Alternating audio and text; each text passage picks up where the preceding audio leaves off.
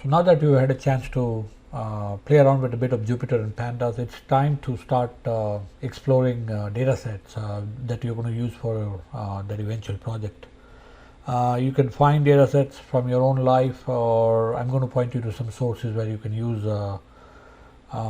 data sets that are out there, open source, so should be no issues using them, right?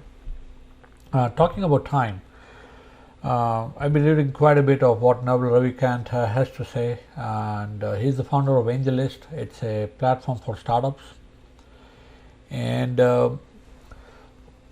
his approach on life and productivity hacks and how to sort of maximize and quantify this very precious resource we all have, which is time. How do you put a value on time in a way that every time you basically trying to optimize as best as possible, and I think he talks about a story where not story, basically it's his own life, where he was trying to quantify his time when he was growing up, even before he is what he is today. He set a pretty high aspirational hourly rate on his time, to the tune of, like, I believe it's $1,000 or like $5,000 an hour, right?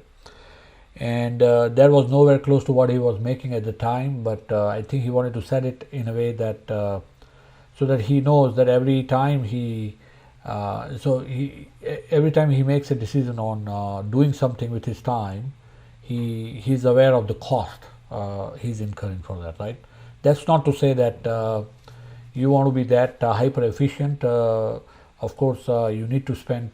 We all need to spend time with the stuff we love to do, spending time with our families and everything. But I think when it comes to work, or when it comes to really doing chores, okay. For example, if it takes you 3 hours fixing a leaky faucet, for example, is it really worth your time, right? And let's say you set an aspirational rate on your own time at, say, $100 an hour. Is it really worth spending that $300 total for the 3 hours of time you're going to use fixing that leaky faucet, or would you be better off hiring a plumber, right? So something along those lines.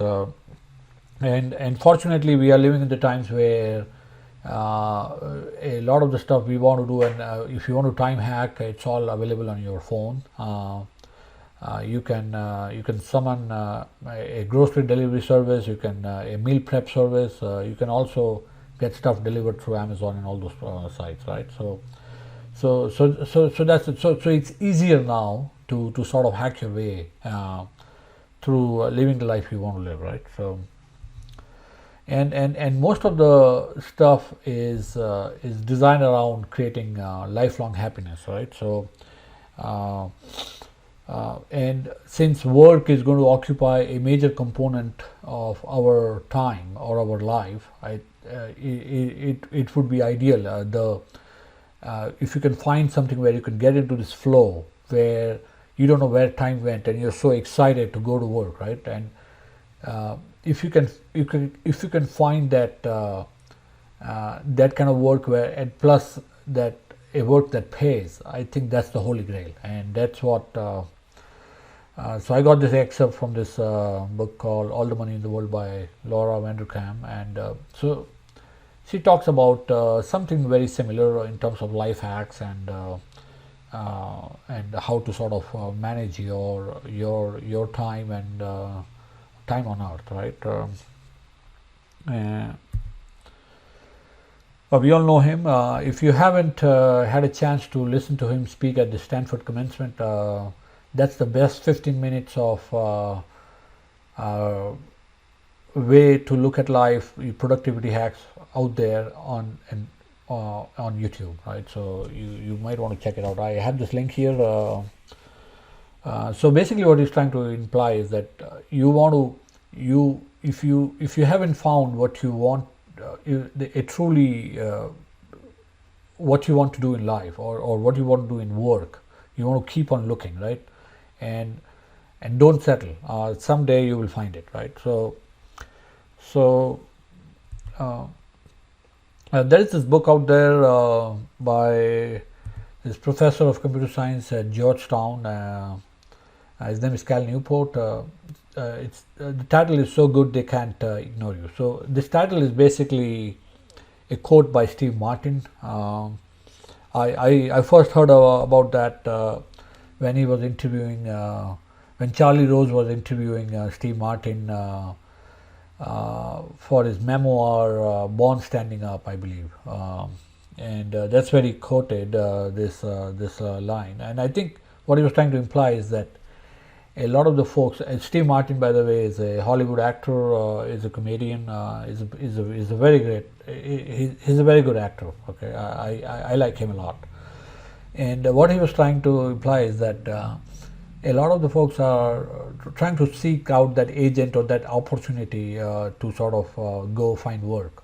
Instead of that, what he was trying to imply is that you want to be so good at what you're doing that the world finds you instead of you trying to find work, right? Or so something along those lines. So Professor Newport expands on that one line in this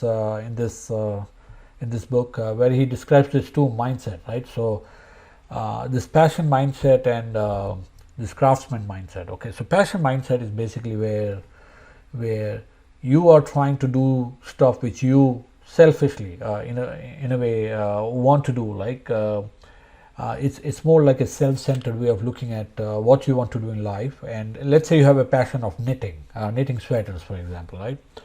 And you're really good at it, and everyone around you says, "Oh man, you're doing a great job knitting sweaters." But if there is no market, there is no reason why the world owes you anything, right? So what can the world offer you? So that's the mindset of someone who has this passion mindset. That is what Professor Newport describes, and as opposed to the craftsman mindset, where you sort of go with this frame of mind, saying that what can I offer the world? Okay, what do I have? What can I work at that is valuable enough that I can offer the world? And a lot of the times, trying to find this passion, it's not going to be very easy, or it's not very easy, right? Sometimes you don't know what your passion is till very late in life. So I guess what he's trying to imply is that you want to find something at work, at whatever you're doing, and you want to hone down on something which there is an economic value to it, or there is a market out there for it, like the course you're doing now, right? When you hone your skills on working with data and trying to master the subject, there is a wide and open field waiting for you, right? So something along those lines. By adopting this craftsman mindset, what you are going to do is you're going to be able to find work, and then you hone down, you dug down, and you put your heart into it, and you become an expert at that. And basic supply and demand theory would say that if you want something of value, you want to deliver something in value in return, right?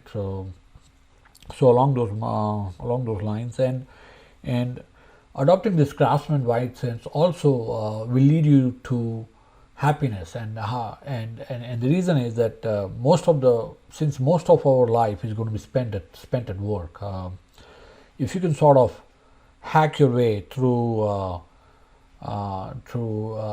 designing your work where you do something where the market demands, I think it's going to automatically lead to more autonomy at work. Autonomy means being able to control your time, and controlling your time is the holy grail at work, right? Being able to control life, and of course that will also come with recognition, not only monetarily but recognition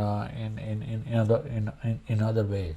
Okay, so to summarize, but don't just follow your passion. Okay, so do follow your passion, but don't just blindly follow your passion. Okay, that's for me. Okay, and whatever you do, if you can try to design design your life around having to commute less. I think that's going to be an automatic addition to your life overall happiness. Okay, and there is a lot of data out there on commute. Why commute is the worst thing you can sort of. If you had a choice, if you had a choice between living in a big home which is an hour away from your work versus living 20 minutes away in a smaller say a smaller community, smaller apartment, I would say you would be much better off choosing the latter. Okay, there's this quote from a book. I believe it was From Here to Financial Happiness. It's by Jonathan Clements, and I read quite a bit of his work. And though he writes a lot about money, but I think money he sort of so the interesting thing I like about his writing is that he doesn't just talk about money. He talks about the goal of money. Right, the goal of money is to sort of bring you peace, happiness, and fulfillment. Okay, so and then of course there is a cost to commute, right? So if you are commuting an hour a day, and if you have set this aspirational price tag on your hour at $100 an hour, for example, right, and if you're spending 2 hours a day commuting, that's $4,000 a month, right there, right? Yes, you might not be making $100 an hour now, but I think if you are at it, it's not very far fetched where you will easily cross that barrier at some point. Okay, so even if you can shave like an hour off that commute a day, that's like $2,000 right in your pocket, right? And you can imagine what you can do. You can probably spend more time with your, if you have kids, you can spend more time with your kids and imagine the difference in their lives, right? Or you can create a side hustle, or you can do something which for the community, right? So there are a lot of pluses to trying to cut down on stuff which is not value add to your life, right? So that's a little bit on life hack, productivity, and we'll talk more about things like that on and off. But so that's my 2 cents on this. Okay.